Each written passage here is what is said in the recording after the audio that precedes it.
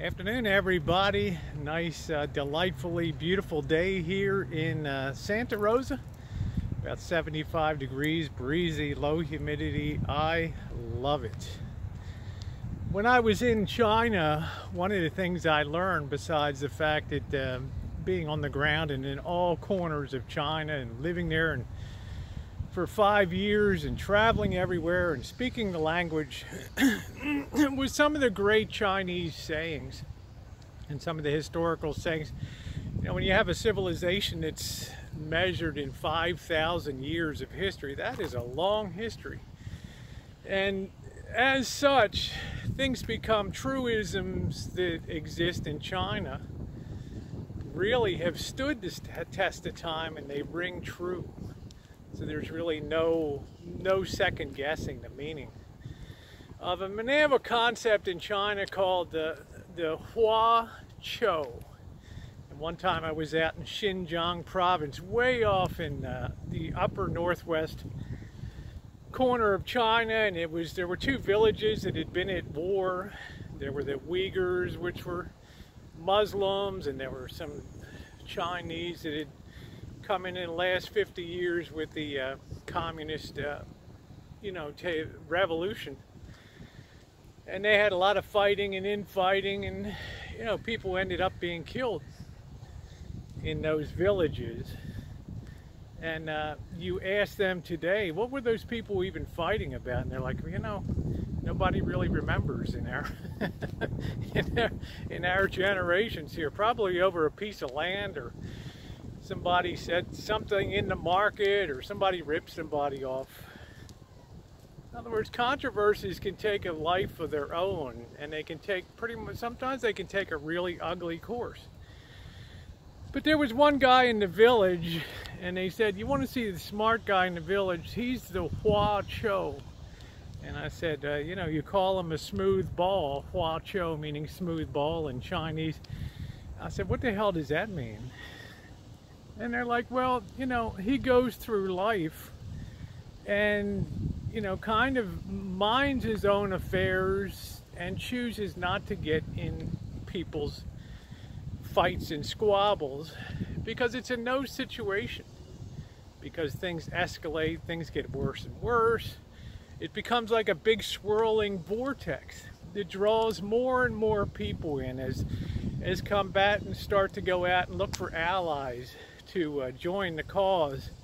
And then if people aren't rallying and joining the cause, and they're not vocal and standing up and beating the drum, they begin to be painted as people that endorse or support one side or the other, when in reality nothing could be further from the truth, because those people want to be a Hua Chou, and they're smart enough to realize that there really is no end game payoff short of some disastrous outcome. Well, there's some warring parties on YouTube, and there's a couple different theaters of war, and one of them in particular is ugly. It's spilled over into Periscope, and Periscope is like, we have to throw away the Geneva Convention of rules that YouTube constricts us. Now we have to take it up to the next level, and we have to really start to go, we're one step from going nuclear now in this conflict. So I recently joined Periscope, I guess about a month or 6 weeks ago, and there's a few people I follow on there. So I was very surprised this morning, and when I say follow, I don't watch every scope. If the title catches me, I'll watch it. And one this morning kind of caught my eye, and it was rehashing old stuff from years ago. And I was really taken aback of that. It was concerning me, part of that. And I was thinking to myself, wow, why do we have to, this is not a good thing, to dredge up the past, because, believe it or not, people's relationships can change, and they're not as invested. The non-combatants, the people on the sidelines, they're not as invested in the situation. They don't have all the information that the daily combatants have. So if they're wise, they choose to stay out of it and not get involved, because they've seen facts go like this. They've seen people move from one side back to the other and one side to the other, and if they're smart, they look at that and say, wow. They look at that and they say, wow, that's no place for me to be.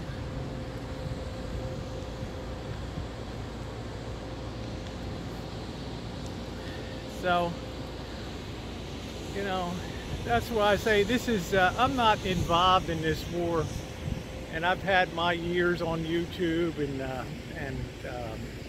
had my battles. I've done my stuff that I've regretted doing, but I moved on.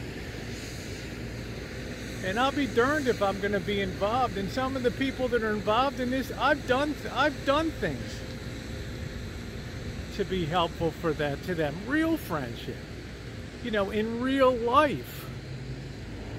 But to expect somebody to stand up in cyberspace and go to war and be involved and be a rough ball and start to move through the YouTube or Periscope world, never gonna happen.